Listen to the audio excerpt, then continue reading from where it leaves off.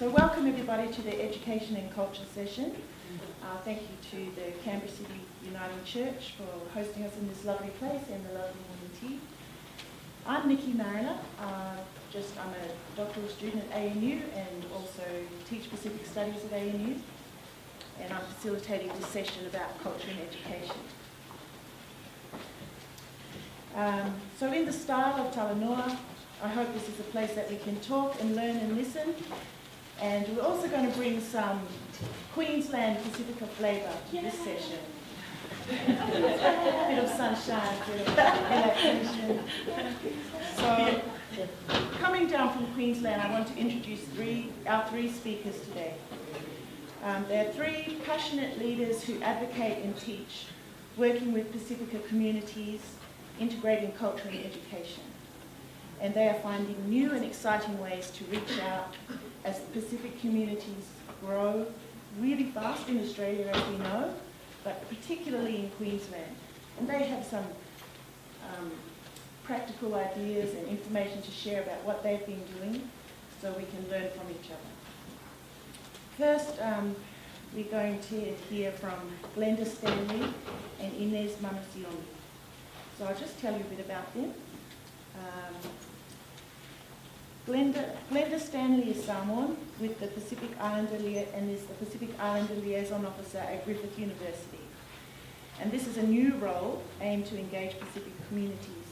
And I know it's new because I studied at Griffith Uni in 2009. It was not there then. And I wished it was. So I'm really glad to know that you're there now. She's also a board member for Logan and Redlands Regional Development Australia, which is federally mandated for regional development and liaising with the federal government. Her background is with Department of Communities, Youth Justice Conferencing and Restorative Justice.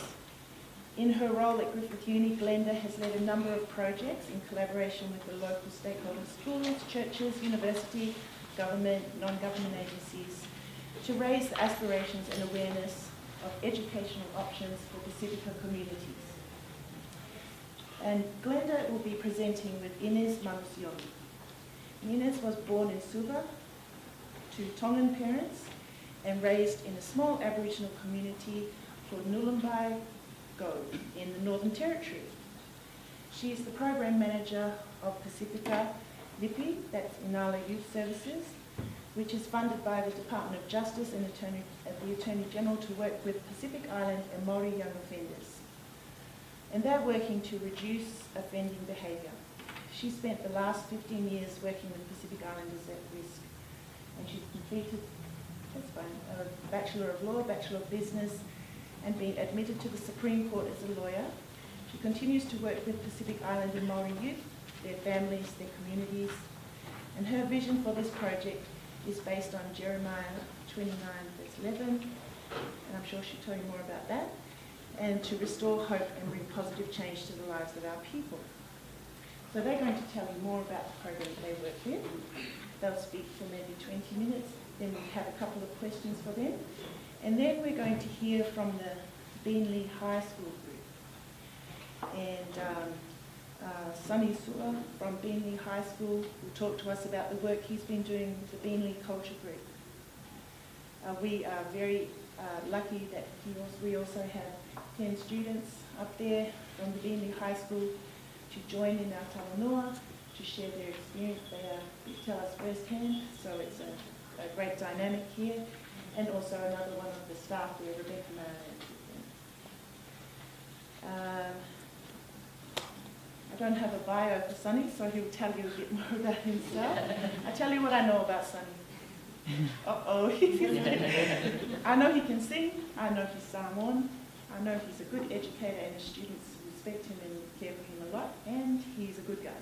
That's all I can tell you because that's my experience with him. So that's the session. We'll have Glenda, Inez, and Inez for 2 minutes, then a few questions, then Sonny and the Beenleigh High Group for 15 minutes, and some more questions for that group, and then a bit of discussion, and then lunch. Sound like a plan? Okay, so let's welcome to the stage Glenda and Inez. Natapuna Oceania Kaya tā moa, kia whai haki lea, distinguished guests. It's such an honour to have the Princess and great leaders here. Being in Canberra has been an amazing experience. I feel like I've had a chance to get out of the trenches and really be inspired by my brothers and sisters doing amazing works for our communities in various areas. I'd also like to acknowledge the traditional landowners and the leaders, both past and present, and our youth, who is the future of the face of our future. And thank you so much for coming. It's so good to have you amongst us, and we can't wait to hear from you as well. But it was supposed to just be a shared moment of hello and welcome. Share. My brother was up there and my mum was like, get off. I'm like, where's my mum? I hope she's not coming to this section. Carry on.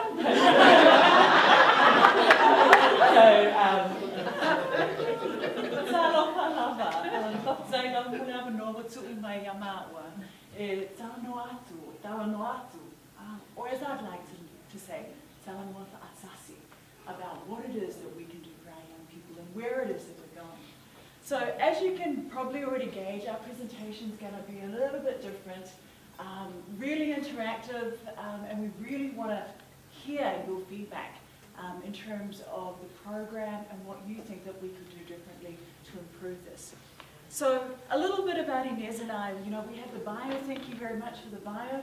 But I guess what I will say personally for myself, my biggest achievement is that I'm a mother of 4 amazing, yet absolutely crazy kids that drive the work that I do. And I was very privileged to meet Inez while I was a manager at Youth Justice. And we had this vision.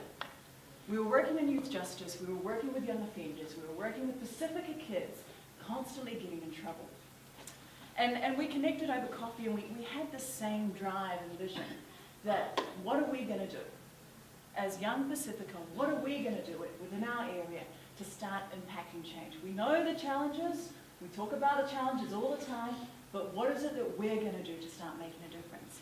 And today we're going to talk about action and change. It's not a new concept, it's not our concept, but it's something. It's based on the work of many. So a little bit about our area. The demographics of the area that we work in, predominantly PI. These stats are from 2006. Unfortunately, I wasn't able to get the census stats that were released recently to update this. But it does indicate that we have higher numbers of New Zealanders moving to Logan and to Gold Coast areas. Gold Coast has the highest population of migration coming across from New Zealand. Okay, at the moment, it's over 11% depending on where you get your data from. In Logan, we have a high number of Polynesian. Samoan is the highest non-English language that's spoken in the area. And our local schools are anywhere between 35 and 80% Pacific Island. So we have a school down at Kibra Park, down in Gold Coast, which is 79% Māori and Pacific Island. So we have a huge number that's coming over. I might also just add, with the juvenile justice area, just in Logan alone, their numbers have been 20% PIs going through juvenile justice since 2005, and we're seeing the same pattern follow right through to adult prisons. A lot of that, some of my clients that I have been part of a P200 project, which the government has identified the top 200 young people responsible for perhaps 50% of the crime in Queensland, and some of those clients are Pacifica, our clients. So we have a big challenge ahead, but we carry a lot of a strong vision. So, another challenge that we have, and I'm just touching on these very quickly to give you an overview, is the Trans-Tasman Travel Arrangement. Can I just see a show of hands of who is familiar with this arrangement at all? Okay. So there's a few people, but that's, okay. So Trans-Tasman Travel Arrangement is an arrangement that's between the New Zealand and Australian government, that anyone migrating across from New Zealand after 26th of February 2001 comes on what's called a special category visa. Now what this means is that you can come across and you can work in Australia, you can go to school in Australia, you pay your taxes as per normal, but there's a number of supports that you're not entitled to. One of them is HEX help, which is the loan that you're going for when you go into tertiary education. So New Zealanders are still considered domestic students and pay domestic fees, but they must pay that up front. They're not able to defer. So one of the challenges that we have is that we have a lot of Pacifica coming over from New Zealand who are not aware of these changes that have been made, going through school with the idea of going to university and then finding out at year 11, 12 that there's all these barriers. So we're doing a lot of work to start educating people early about trans-Tasman travel arrangement and putting into place supports so that we don't get to the end and then decide that we can't go to university. And I guess one point of that is we had the first migrants coming over, and their hope is always for a better life for their children, and we're seeing these young people go through school, getting the marks to go to university, and not being able to afford to go, or so then they have to just stay in that unskilled, categorisation, but they have the skills. It's just the access. So. And Inez and I have worked in a number of schools where head boys and girls who have been Tongan and Samoan, that are the head boys and girls representing. One of them even won the Young Australia of the Year award, but was affected by this travel arrangement, and we had to try and find sponsorship to get this young person through because he wasn't eligible for that. So in terms of some of our strategies, Inez, I might throw over to you here. Our biggest strategy, because the challenge, you're dealing with a Goliath issue, we cannot operate in silos, and that's why I think for us, even getting out of our small community and seeing what our fellow Pacific Islanders are doing internationally and nationally is so good, because it means that we can network. I think Oceania asked, where to from here, and that's the question we want to know. How do we connect? How do we build on this time of Talanoa and begin to share our resources and our skills to continue to hit this? So collaboration and partnership through relationships has been a key strategy. Power shift. So when we're dealing with government bodies, they are also coming to us, child safety, coming to us going, it's not worked, all these PI kids, we've taken them from the families and it's still in fitting the P200, what do we do? So we're in a really poignant position to begin to inform these government bodies like child safety on better ways to work with our Pacifica families, taking the kids away from home and just leaving the parents disempowered because they didn't know any better is perhaps, as they can see, has not been a solution that's helped. So it's also bringing us to a place where it's not a top-down kind of power, it is shared power. We come with different knowledge and different skill sets, and how can we collaboratively find solutions, whether you're government, non-government, parents, children, everyone has a voice and a place. Place-based was really about building the resilience and the capacity within these communities, within the family, with these young people in the schools. Action learning is really about, we hate to talk. We really believe that we're here for such a time as this. Our time is limited, and so it's really about talking and walking the talk, evaluating and continuing to develop as we are taking action. And so that's action learning. Positive role modelling, that was some of the workshops that have been done previously in schools. The aspirations of our Pacific primary schoolers was taxi driving and forklift driving. Not that there's anything wrong with that, but the fact that they could then perhaps see something different. And for me, that's what's inspired me most about being here, is that I'm seeing my elders as doctors and researchers and business people. I can touch and feel and see something different, and I'm being inspired by that myself. So positive role modelling, capacity building, not just in the communities, but with government, because like I said, they're coming to us going, we don't know what to do, what we've done has not worked. Please tell us how to work in a more culturally appropriate way with your people. Community endorsed and embedded, so it has to be buy-in from everybody, because it's going to take all of us working together. It says one chases 1,000, two can chase 10,000. So, but those two have to buy in, and because then it's not based on Glenda or Inez, it's really owned by the people, moving the people. And so it's important that it's embedded and endorsed by the community. An increase of Pacific Island positions in government and community roles. So we're finding that because of the demand, we're finding more positions opening up for our people to go in. And now the challenge is getting the right people to go in. And that's some of the stuff that we're getting with the Queensland government. They got, 4 years worth of $1 million of funding. They just went and got the islanders. Oh, you're Niuean, yep, you come in, you're Tongan. And these guys can't even turn the computer on.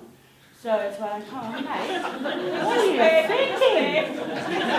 I mean, that's their feedback to us. And they're coming to us, well, what do we do now? We've got 7 people on a project. We've spent 20 years fighting to have something for your communities, and now we've got people who don't know how to send an email. We spend more time trying to skill them. And I'm like, well, what's your recruitment process like? We don't just go nationality, yeah, good, because there's some donkeys in our communities too, the right people. The right people in the right places. And so they find it refreshing that I voice exactly what they're thinking. So I'm like, just be straight up, because we don't have time. We see already the damages and the challenges, and we don't have time for you to. So they're open. So the recruitment process has been really key, and thankfully so we've been able to go into council and local and government to be able to change their recruitment process, so they're getting the right people that have the right skill set, that are also Pacific Islanders, to do the work and mobilise the people. And moving away from that tokenistic model, Yeah. that big mind shift. So what we're going to focus on today is the action learning. How do we get to the place where we stop talking, we talk, because that's really important, but then we move to a place of action. And we, Yes. You see, this is going to be interactive. Yeah. I'm slow. What kind of numbers are you talking about of people that are in that can I show you a slide? post-2001 now? Oh, okay, sorry, about the Trans-Tasman who come over that are affected by the Trans-Tasman travel Yeah, arrangement. that would be needing this support. Yeah, I couldn't give you a figure in terms of the migration numbers, but what I can tell you is within the schools that I've worked in the LEAD programs, which I'm going to use as a case study shortly, I have up to 51% of Pacific Island students affected by this. So I do workshops in local churches, and I have them come into campus, and out of 110, I had 61% of those young people affected by the Trans-Tasman travel arrangement. So that gives you a really clear indication about the numbers that we have here in Australia, that unless we start giving them some strategies and tools now, will have long-term effects of this arrangement. And the response is sometimes, well, pay for the education if you want it. But we know our families. We have 24 people sitting in a 3-bedroom house. The last thing that mum and dad's going to tell you is, oh yeah, I'm going to use that bread instead of bread. I'm going to pay for your education. So education becomes on the back burner, and get a job, pay the bills, because we have massive families here that have to, because we can't get access to Centrelink because of the Trans-Tasman. So, we have our own family Centrelink, but that's funded by the government.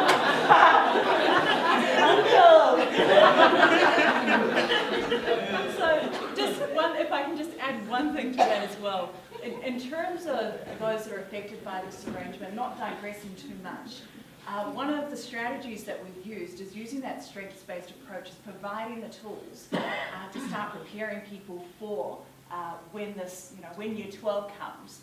And that might look like I spent 10 years working and paying for my fees so that I didn't have to apply for the HECS.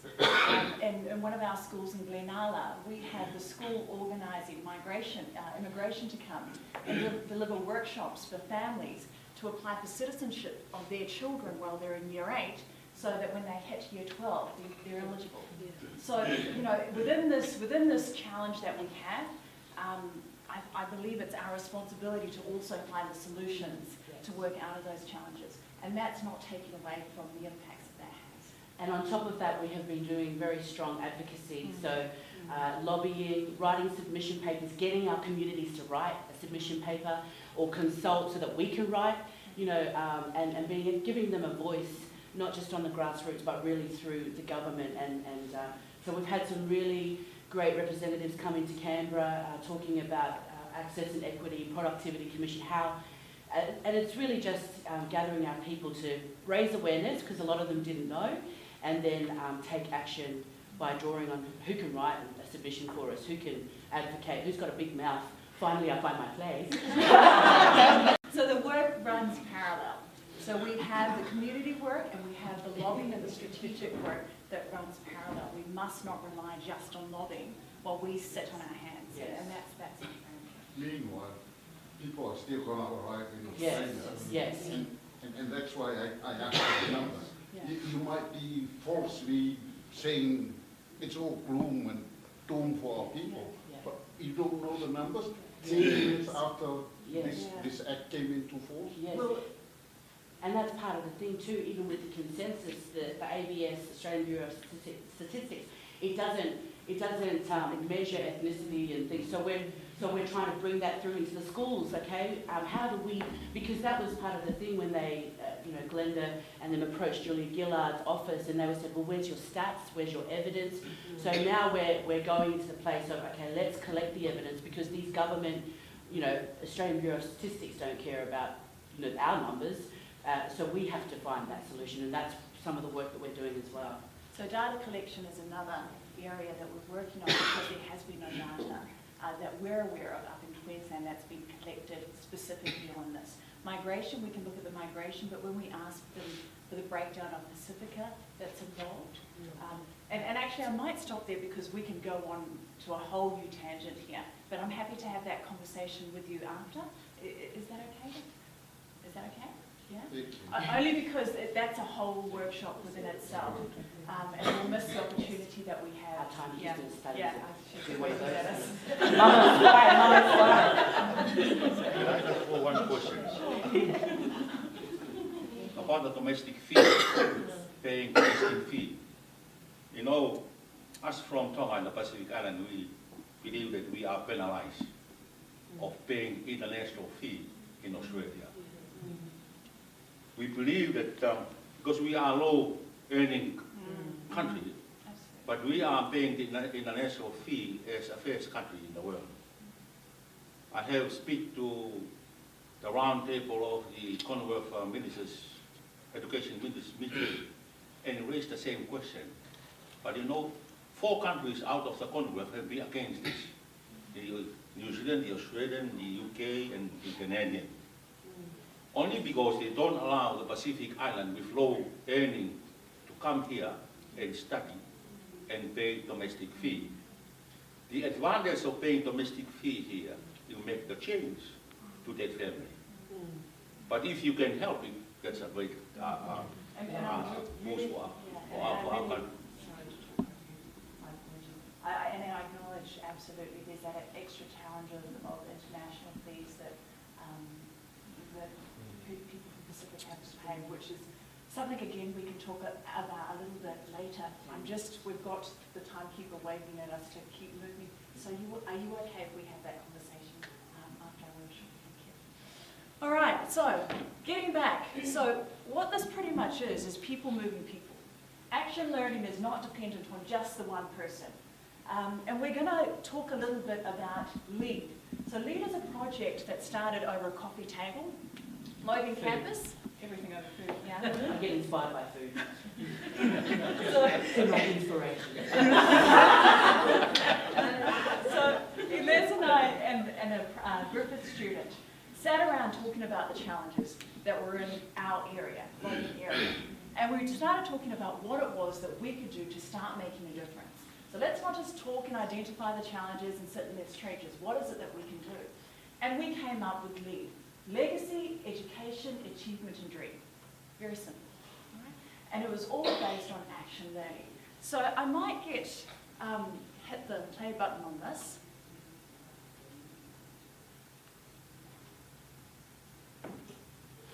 Do we hear that? Like softball.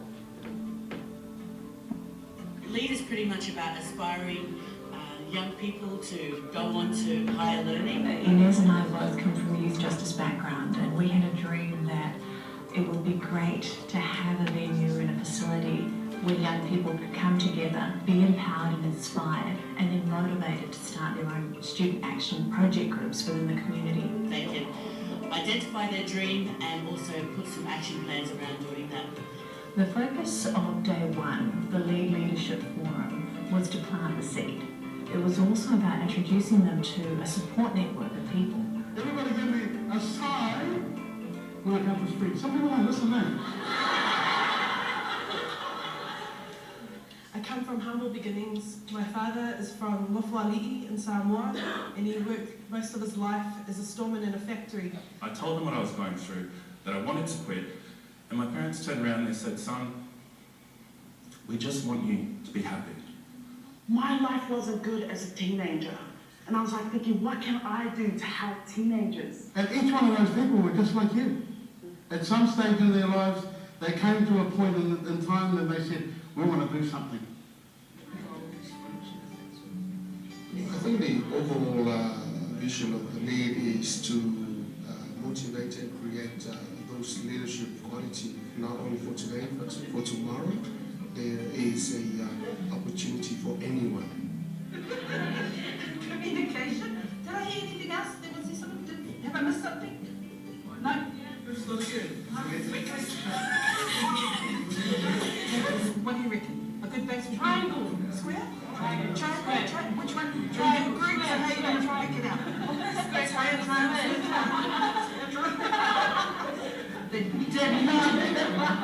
They just keep going. They endure. So when they first started, they were really shy, and now they're starting to open up to each other and like engage in all of the activities. Everybody here in this room, I know you have a dream. My name is Julius, and I know communication. My name is Storm, and I learned that there are many pathways to your dream. All right, show me the big guy. Show me the lion. Show me the dragon. That's not the dragon. The dragon.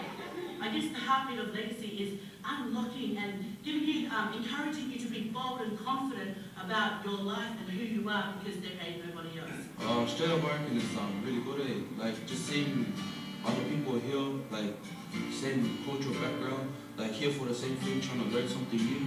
They kind of inspired us to say that you can do it, that your options aren't limited. All you need to do is just learn things. But some of them think that they're not smart, but it's not about that. It's about working hard, feeding yourself with the knowledge of what you learned from school and stuff, and put that into action. It's helped me like open my eyes to like not just now, but like in the future, like 10 years from now. It reminds me too of the legacy that I need to leave behind too, you know, with the work that I went to and then plus my family life as well.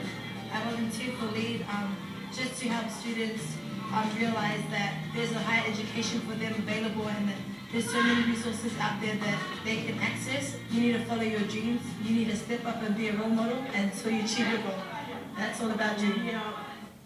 Stop the competition, stop the manipulations. You might just miss out on your destination. It's better to forget your thoughts and understanding. Don't be concerned with young fellows' perfect landing. But focus, not hocus pocus, but focus on what's right for your educated mind.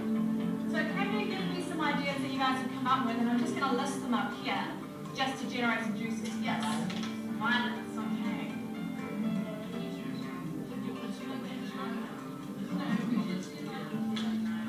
Most people not taking this serious. People not understanding how important school is. So our project's name is Polycom, which stands for Poly Community. And our aim is to get students to understand and value the importance of education. To hear them stand up and present their projects was just amazing. To hear the ideas come out and the passions come out, I could see with a bit of support around these young people, they could make this a reality within their schools and community, and I think that was the whole purpose of LEAD. This is a platform which will help give them some clear pathways forward, and especially through education. It's about leaving your legacy. It's about what you can do for your school and your community today.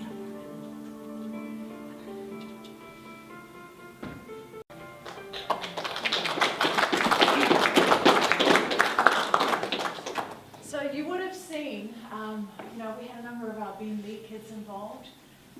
And again, going back, it's about what you can do for your school and your community today. So out of those action workshops, what happened was each of the schools went back Each of the students went back into their communities, having identified what it was that what they wanted to do to make a difference within their community. We had one school, Canberra Park. They said for them what was important was that their mates came to school. You know, they were sick of the reputation that their school had as being only a sporting school, and you don't have to be very smart to go to that school. So they were sick of the stereotypes around that. They acknowledged they played into a lot of times as well. So for them, as part of the LEAD project, you had to come up with a project idea, write a project overview, and apply for a grant of $300. Now, you would have to specify how you would use this money. And this process was all about capacity building. So teaching these young people how to actually write these applications so that it's not dependent on somebody else finding funding. This school used their grant and they spoke with their principals and their teachers to work on an increased attendance project. And they called it Triple P, Positive Polynesian Profile, Raising Positive Polynesian Profile.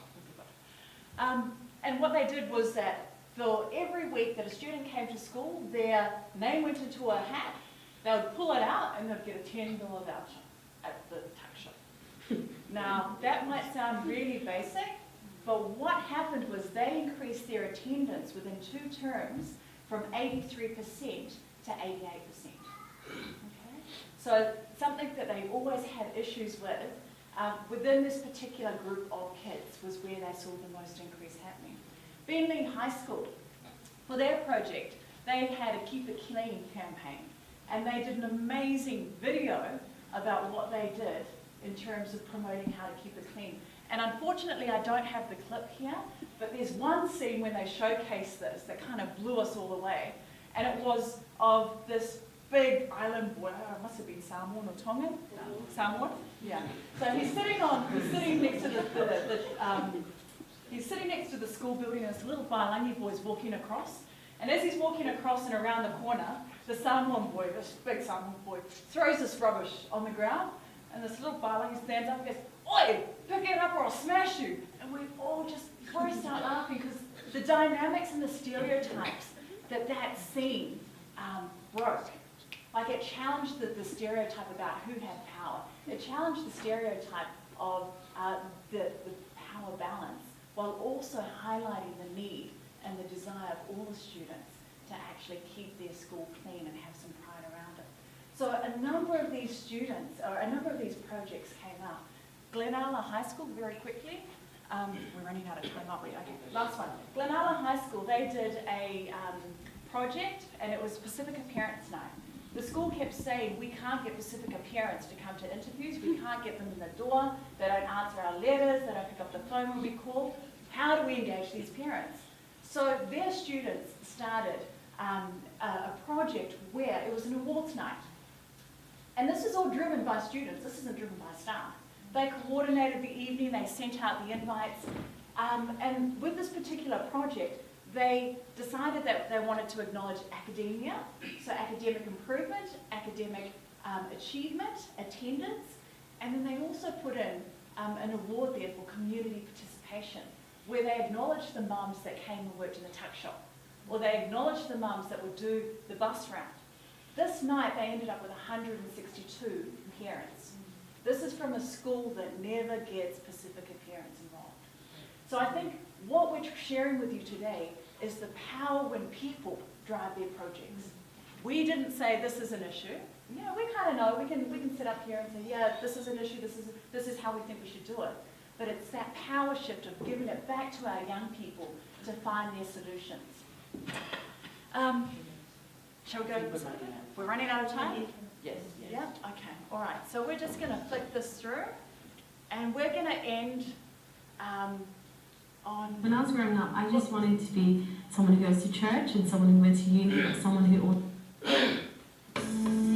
So I'll just very quickly share what this is. This is our Pacifica Cultural Graduation. And this is what we share with our young people in churches and communities when we go out. A lot of our work is about finding a place of belonging in tertiary education as well. And this is one of the tools that we put together for that. This is just a few minutes.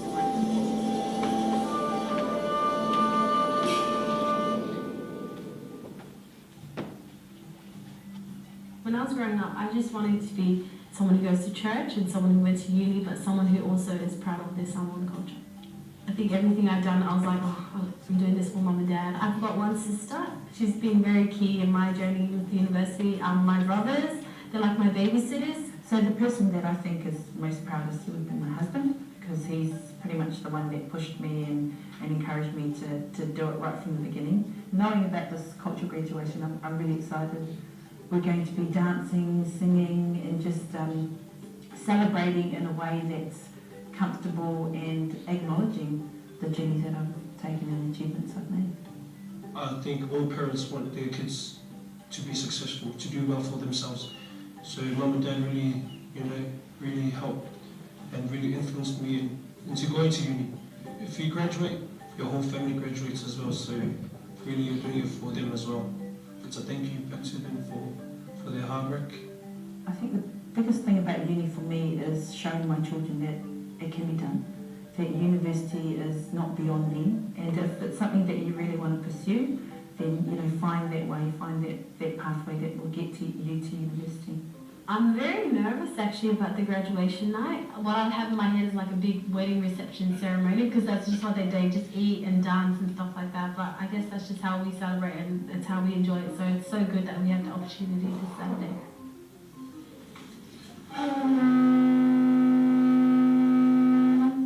It's a lovely occasion to come and celebrate, isn't it? And you are all important here tonight to be able to celebrate a cultural graduation here in this country.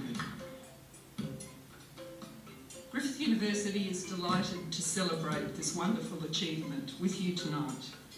The group of students graduating tonight are great role models and provide a wonderful example of how, if you're determined, you can be successful at university and successful in life. You see, tonight is not only about celebrating our graduates' journey. It's also about sharing this experience with our young people who get to come through. And we're going to ask our graduates to walk around and fa'ula our young people, because tonight is also about you. Personally, it was a great experience for me. It was just me celebrating me graduating, but I really liked the war dances, the huckers.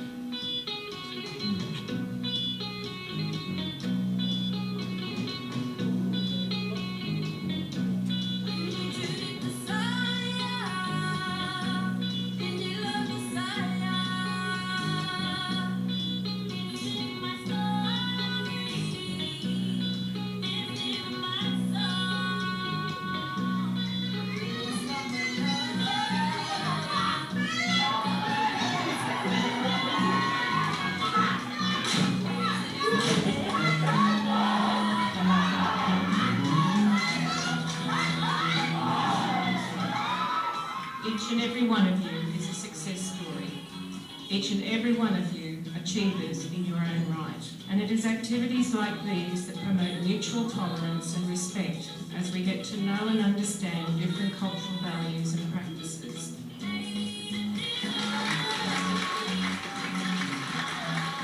My night was very successful. It influences a lot of Pacific Islander students to into tertiary education. My cousin and my sister are now going to take after their night, so I think that was the main aim of the GPA.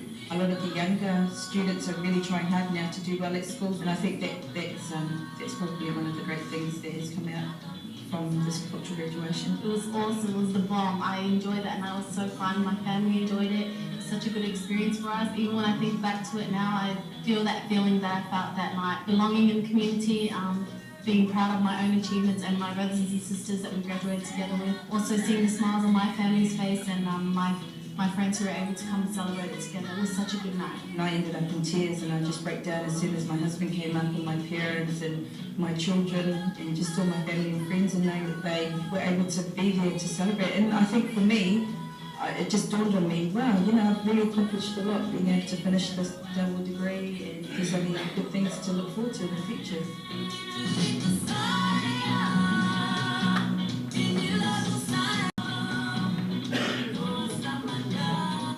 Thank you, Glenda.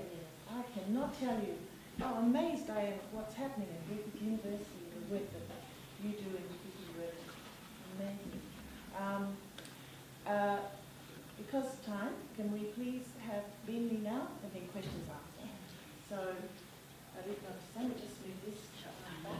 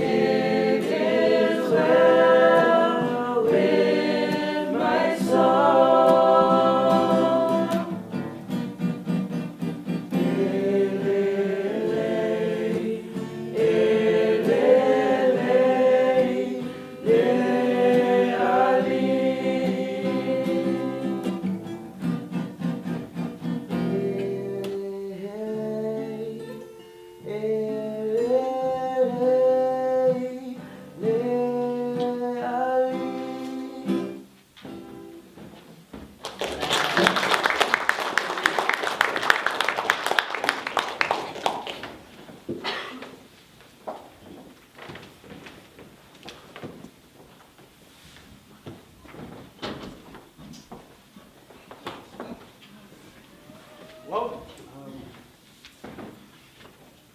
I guess I'll start off by saying welcome and thank you to our students that come up and share that song with us.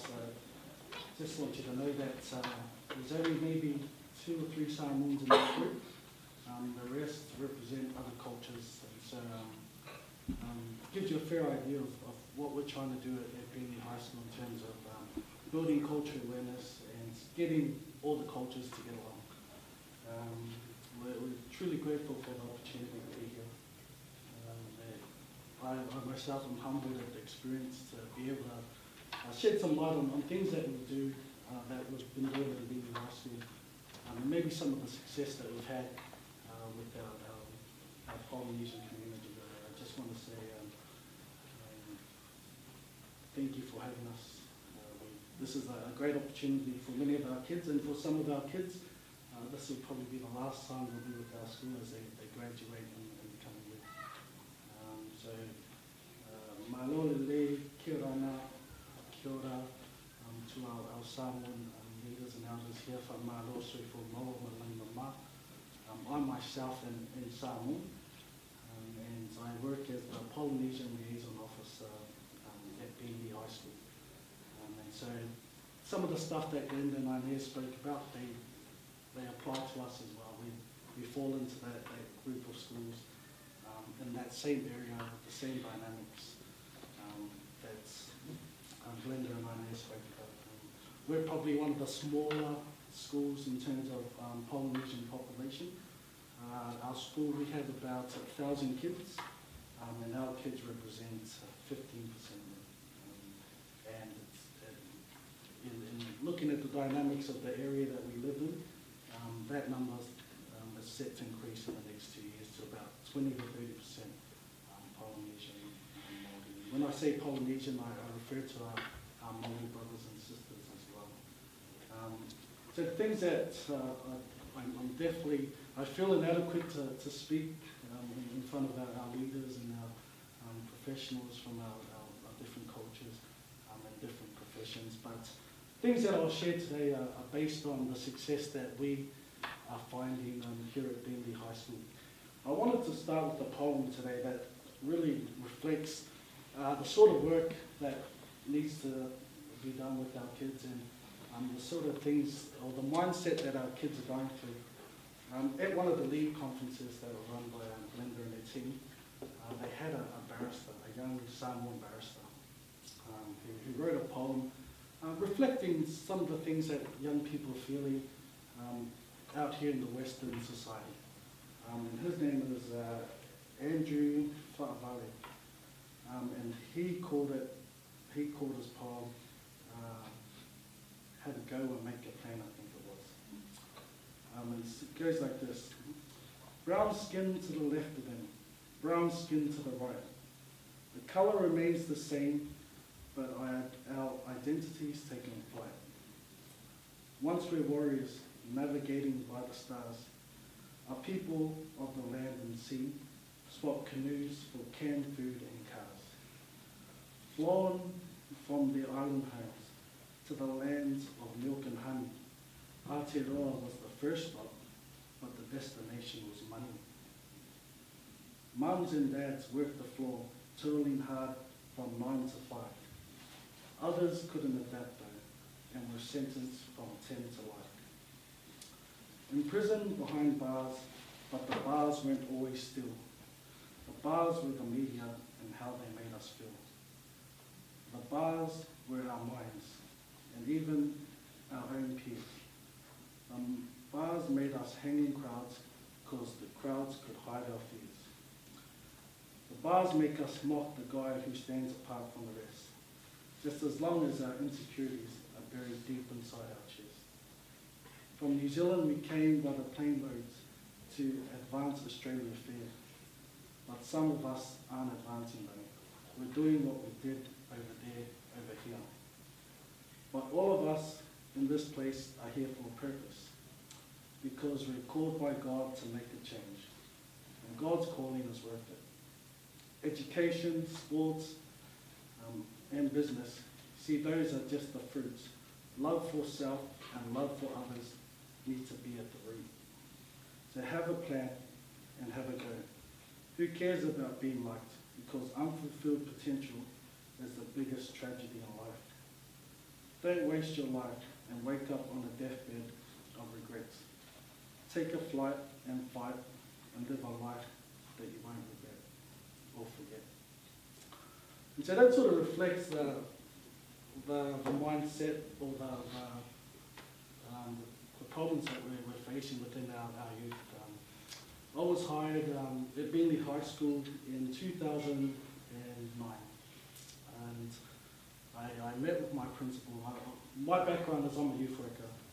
I've been doing youth work for about 8 years, and I also served a mission for my church in Sydney. And so I was able to work with a lot of our Polynesian youth in Mount Druitt and Campbelltown and all those areas where a lot of our Polynesian youth are. And so my experience comes from there. I sat down with my principal one day, my boss, before he employed me, and he said, we have 150 Polynesian kids, do something about it. That wasn't much of a directive for me to work on. And it sort of opened my eyes to the way that outsiders view the challenges that we have. And you know, it's at that point I said to Matt O'Hanlon, who's very supportive of Polynesian education, I said, are you sure you're ready for this? Not knowing what would happen, he just thought this is one guy that was going to come in and make a change. Little did he know that we know it's different. It's a change in our community is a community.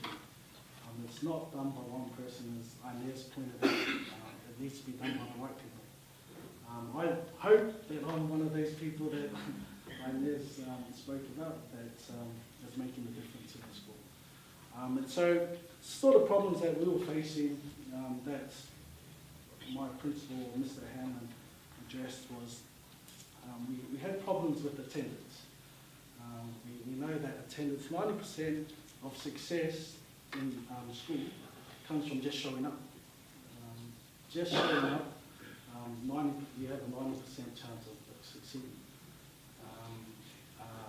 The other problem that we had was there was no staff members who were culturally aware of our customs, things that we do that might not fit into society here, but we know that works in our communities. And so, you know, one of the teachers came to me and said, you know, this student, this Samoan student, is always late to school. As parents, what, do they sleep in? What are they doing? Why is he late to school? That very same day, she was driving in, and she saw this big Samoan gangster, whatever he wanted to be, tough guy, walking with his little brothers and sisters, walking in the school, making sure they're all right, and then coming back to school. And that really opened her eyes. She came to me, she cried, she said, I just saw, you know, I just saw the status. To her it was sad, but to us, we know that's our custom, that's our tradition. I said, well, that's normal to me. I did that, and I'm sure, you know, most of our kids had done that as well once before in their lives. And so a big part of what I do is we try and overcome all the barriers that stop our kids from succeeding. Social barriers, financial barriers, and luckily enough for me, my boss gave us, you know, free rein. He said, do whatever you need to that's culturally accepted to help these kids. And so he's had to fork out a lot of money, and he's had to, you know, really understand culturally why we do the things we do. So currently, you know, I'm not trying to blow my own horn. It's not a one-man thing, but you know, from 2009, it was me and another American teacher who's passionate about our kids, who wanted to make all these different changes. Since then, we've got a big influx of teachers of Polynesian descent coming to our school. So we've got Rebecca Mariner, who's Samoan and other nationalities as well. We've got a New Rain teacher.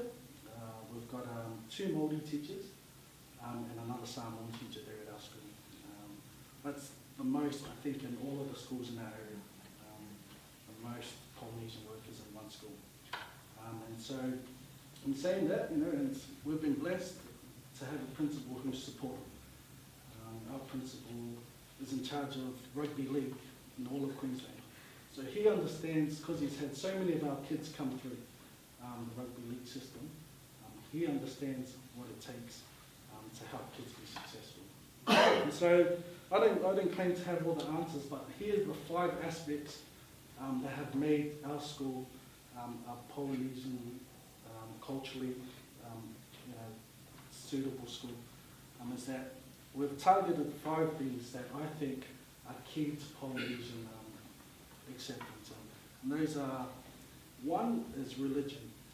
Whether kids are religious or not, somewhere in our roots, religion played a part in our lives.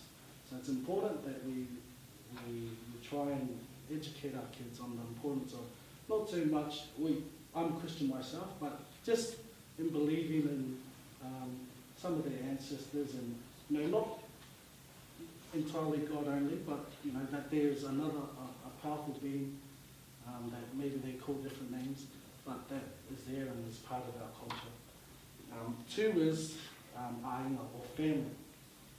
We're trying to build the culture of a family sticking together, whether it's your own immediate family, whether it's your family as in your school friends, whether it's your community. Everything we do is based on our families. And then it's important to acknowledge our talents, which is art and music. Those play a key role in our success, is that naturally we're talented within the arts. And then there's sports. We know that sports plays a big part of our culture. And then the last one, which our kids enjoy, is food. And I explained to my principal, he said, "Why do you need so much food?" I said, "Well, it's not about the food. It's not actually about eating the food. More importantly than eating the food is the opportunity to gather." And that's where food comes in. And my kids love food, and I've fallen asleep because we had a big breakfast this morning. But food is important. So every time we meet as a cultural group, as Polynesians, we try and entertain those 5 aspects. And we know that those 5 things have been successful. Which brings us to our cultural group. So we have a culture group, and these guys are our senior members of our culture group. And our culture group started, it's been in our school from around 1993. I have older brothers who went through being in high school and were a part of that culture group. And originally it started as just a showcase where kids can come in and show their cultures and where they're from.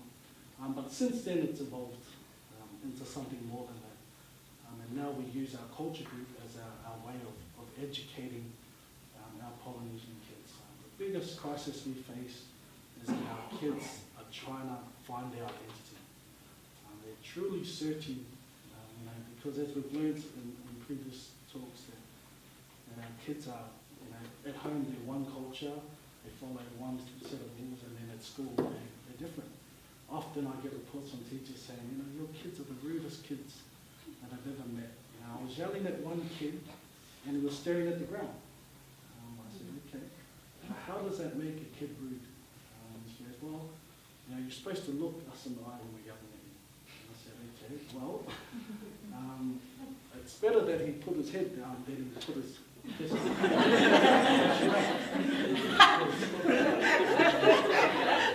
culturally, and I had to have this conversation with her. Culturally, when one of your elders, your parents, is speaking to you, your head is down.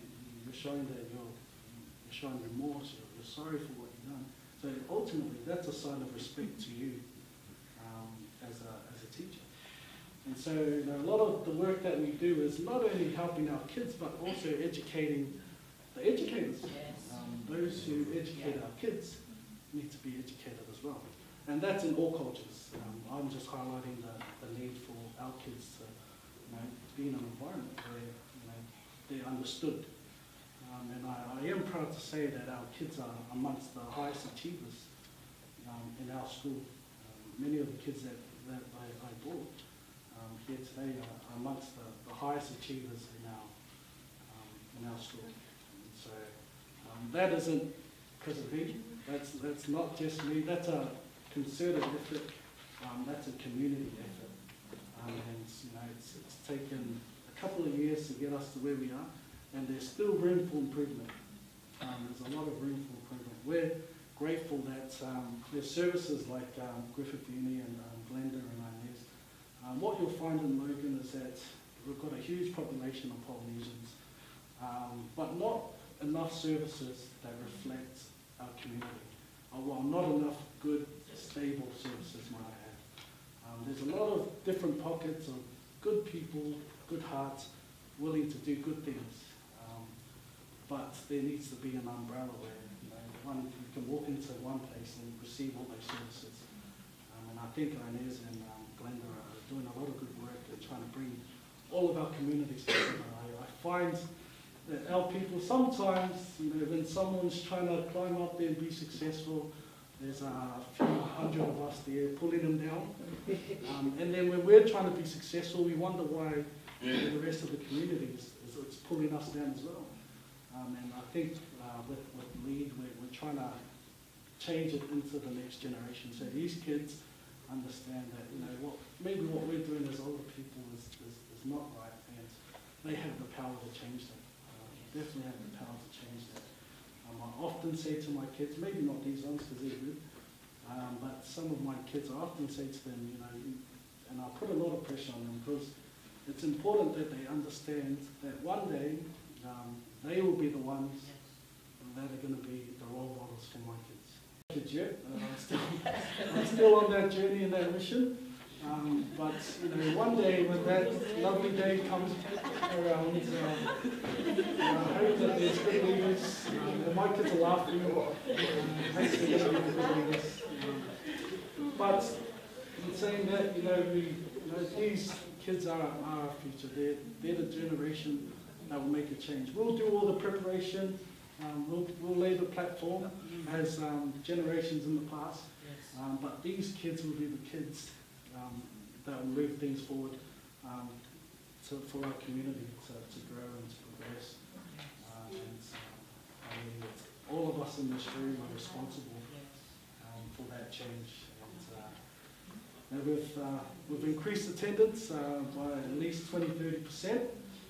These kids don't like it, but all the studies that I've seen in New Zealand denote that the closer the community work with the school, the more successful the students are. So one of our students up there was played up in class one day, and the teacher said, "What do we do?" They just don't know. They're the smartest kids in my class, but I just can't seem to get them to sit still. So one day I surprised them with a visit from mum and dad sitting in class right next to them, and we never had that problem again. We never ever had that problem again. Teacher turned to me and said, "Why did you embarrass that kid?" I said, "Yeah, it might have been embarrassing, yeah, I admit. But it worked, didn't it?" She said, "Yeah, it did." So now just the idea of having our community as part of the school, because the school is the community. We're trying to teach these kids to break the cycles, and these kids are in charge of breaking those cycles. I think in closing, I guess each school and with our Polynesian kids have their own different dynamics, but I think the purpose and the goal is the same. I'm not saying that what we're doing is the key or the solution, but what I am saying is that there needs to be someone who can step up and provide the right resources and avenues and opportunities for our kids to succeed.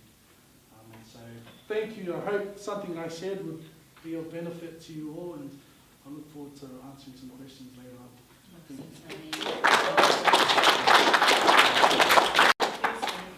It reminded me of when I was at high school in Auckland, and we had a Samoan principal.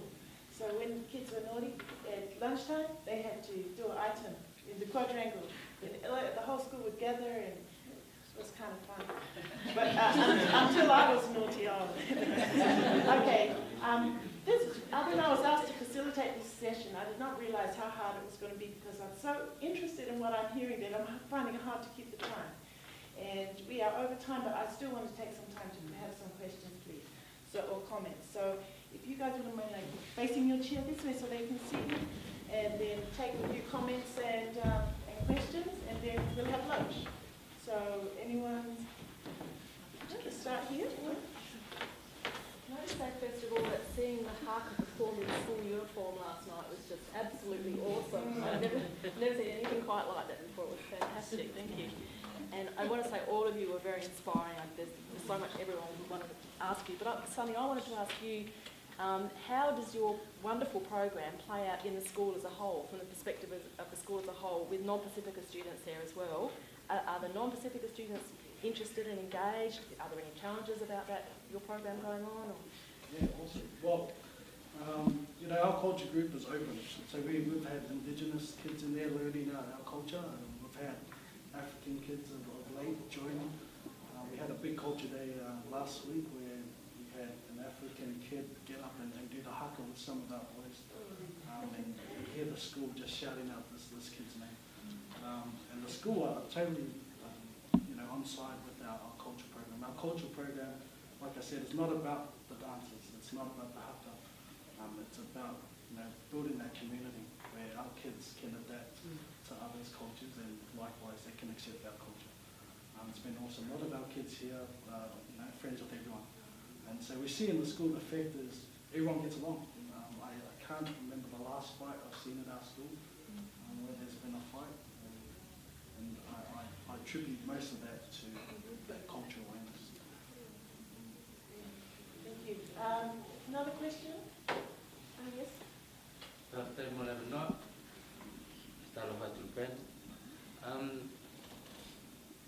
I'm just talking from the point of view of a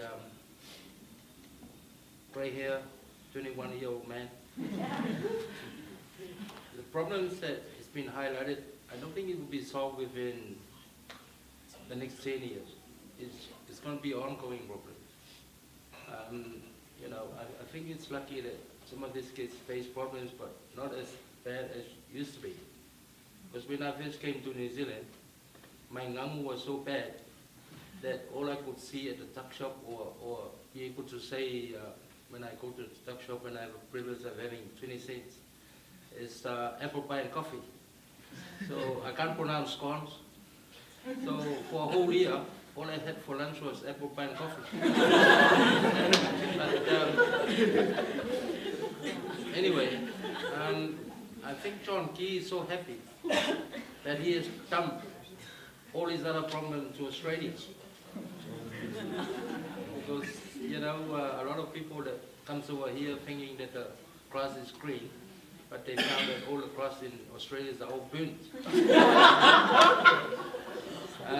In Queensland it is, because of the heat, but no. And the other, I think it's all in the mindset that we people used to think that when we come to New Zealand or come to Australia, we expect free milk and free bread. That time is gone. And, that problem has now been dumped into you guys. Because in New Zealand, there's no free education in New Zealand as well. It's, you have, what do you call, student loans and that. But I'm encouraged by what you guys are trying to do for the students. So it's all in the mindset. And the other things that I pick up from a couple of sessions so far is I can't imagine any Pacific Islander that have problem identifying who they are. I heard this morning, it's not that I'm criticizing the speakers and that, but as a Polynesian, I also got Chinese blood, but I value that as well. But I value my Samoan blood as well. So I find it difficult. It's something that, you should be born with it. But all these other problems of having changes and that, before you can tackle a problem, I think the biggest problem is having people that grows up without any values in life. That's why I really valued my own Samoan customs and my own, whatever we call in our Samoan. We had a case last year, people challenging the village about freedom of speech, freedom of what to do. And then the village people would say, what happened if that kid come and stand in front of you as an old people? Where's the respect? Wait until you grow up and wait until a kid come in and probably kick you on the face, I'm sorry, but that's what's going to happen in society if you've got no values in life.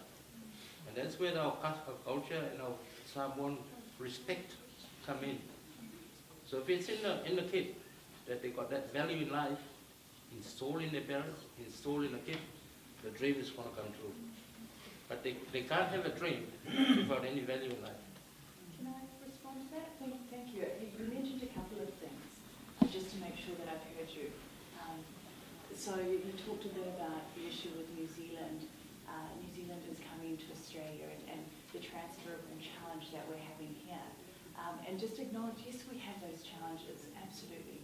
but we also have a lot of opportunities in those challenges that we're trying to find that balance. We don't have it right by any means, but I think that's our ongoing learning, that we will always have that challenge in some way that we need to find solutions to. The other thing that you mentioned was identity, and that's a common theme that we've had throughout the workshops. Where do I belong? Where do I fit in? And you made the statement that for you, it was born within you. You knew with your customs and your traditions coming from Samoa of who you were. I'll be honest and say I envy you, because even as a Samoan Canadian woman, I still have that conversation with self. You know, I'm known as the Balangi Samoan, so where do I fit within? And I think that's a personal journey that we all go on. And maybe when I'm 50, hopefully it won't take that long, you know, I'll have concreted what that identity is. But then you also link that to purpose and values. And I think that's a fundamental of the work that we do. When we are clear on our values and our purpose, our identity also begins to form. So thank you very much for that statement. Just one other point. You know, we're trying to get people to get educated. And you'll see that a lot of educated people go off the track. It's because some of them, once they get educated, they can challenge their families, challenge their values and that. But educated kids that grew up with values in their heart will go the right path. I think we had, on one of our leadership camps, we had the young people, we asked them to role play out some of the challenges that they see. And when you talk about that thing of value, the main thing that kept coming through their role plays was when I'm at school, the value of homework. I got, you know, so they do, this is the Balangi, the last Balangi kid. He goes home and he gets a kiss from mum and dad, and he gets time to sit down and do his homework. And then this is the life of a Samoan kid or Islander kid. He goes home and he gets screamed at to go do this for hours because the baby girl's coming. And this is their stories of their challenges and the expectations and the two worlds. And then I go back to school and I get detention, and then my mum beats me up because I didn't do my homework. But Jimmy, the Balangi kid, he gets an A+. And so it's like opening up those spaces where what value at home it's value because by the our church and then at school it's value of education, and I don't have space to do either, and I don't know whether I'm coming or going Arthur or Martha, in which, so that's that whole thing of even identity. What are the values? It depends on what the parents install on the kids. I mean, if it's all money, that's where the problem is. But to create happiness in life, I mean, money is not the end of the world. I'm so sorry. I'm so sorry. It's now nearly 12:30, and people are waiting for us to go and eat. So please let us Talanoa over lunch. I know these three people would love to speak to you over lunch. Thank you for your attention.